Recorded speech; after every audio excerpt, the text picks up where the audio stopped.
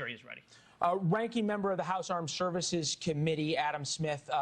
Sir, good to see you. Thanks for standing by. I know you heard the president's speech. Your reaction about his comments directly to the Ayatollah and the strike tonight? Well, the first big thing is the president said we've completely destroyed their nuclear capability.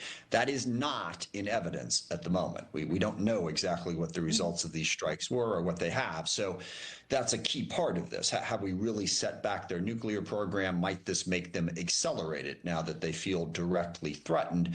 And also, I think it's just a very unpredictable situation. Iran will strike back. One mild correction to your comment about Soleimani. They did continue to attack us and kill, including sending drones that killed 3 American service members at one of our bases in Iraq after the Soleimani strike. So it didn't completely stop them from being active and engaged. And I think it's a very unpredictable moment going forward here to see what Iran does next. And I don't know that we're prepared for that. Fair point that we don't know fully what Iran's nuclear capabilities are.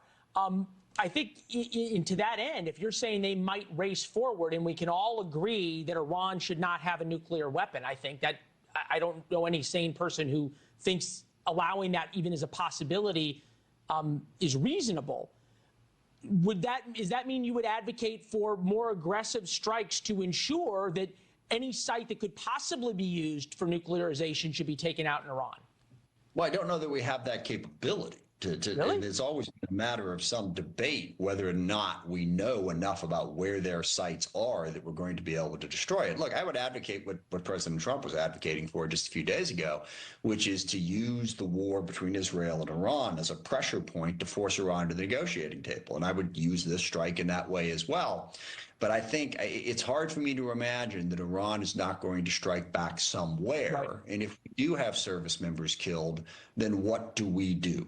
The risk of escalation is great, and we are definitely now right in the middle of a war in the Middle East with all of the risk that comes with that. Yeah, that could very well be true. Last point on that, though, when you say that the president, I think you're right, understands that this is a very high-risk situation. At that point, though, do we not trust the commander-in-chief that he either knew something, saw something, heard something that said that the Iranians were not honest negotiating partners? And by that, for the past 15 years, they've lied, they've cheated, they've obfuscated, they've played for time. They then thumbed their nose and flipped the bird at the world, the IAEA, and said, we're going to enrich basically to weapons-grade uranium. And now, why should we trust them now? I'm just confused. Two quick points to that. First of all, I would never see, as I like to say, I don't trust anybody. I believe in the Ronald Reagan, trust but verify thing. But first of all, Iran did comply with the JCPOA.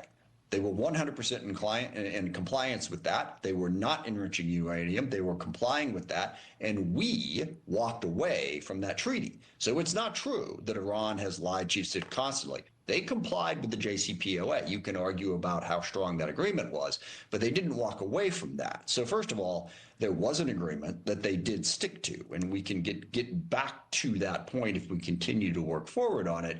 And second of all, like I've already made the point, this is a considerable risk. Iran will likely strike back, and then where do we go from there?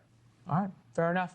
Congressman Adam Smith, ranking member of the Armed Services Committee, Congressman of Washington State. It's always good to see you, sir. Representative Mark Alfred, Congressman from Missouri, with